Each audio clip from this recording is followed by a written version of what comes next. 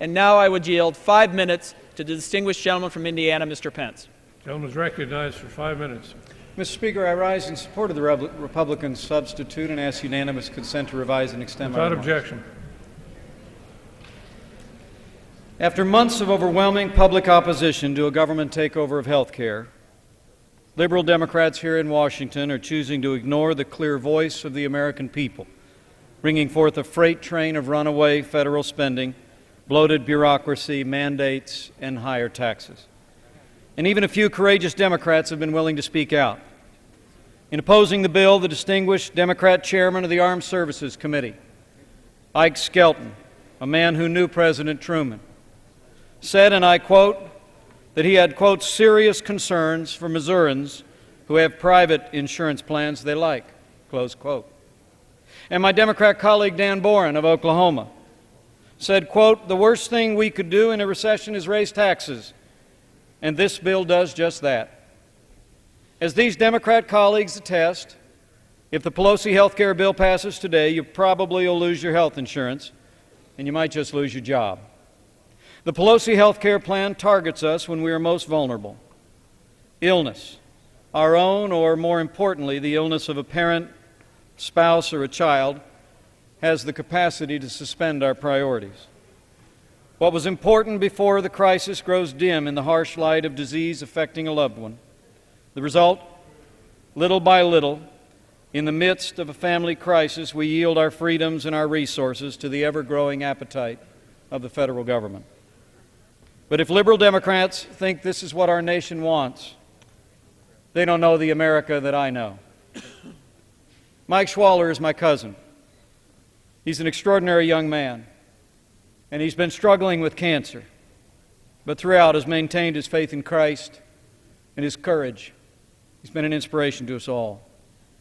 Well, Mike wrote me an email the other day, and he gave me permission to share it. As a cancer patient with limited treatment options, he's awaiting insurance approval for experimental treatment. He seems like just the kind of American that my Democrat colleagues keep telling us want government-run insurance. But they don't know Mike.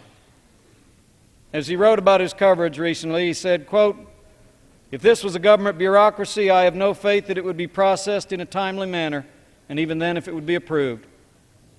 The idea of a public health care option, he wrote, as a chronic cancer patient, scares the living hell out of me. I feel at this moment in time you're fighting for me and my life. Please, please don't give in or give up. Michael, we won't. The truth is, this debate is not just about health care. It's about who we are as a nation.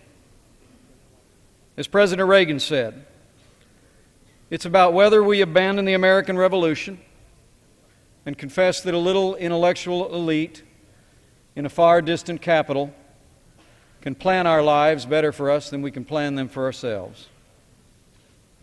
You know, earlier today I greeted about 50 Hoosiers, mostly in wheelchairs, unit caps, and uniforms, down at the World War II Memorial.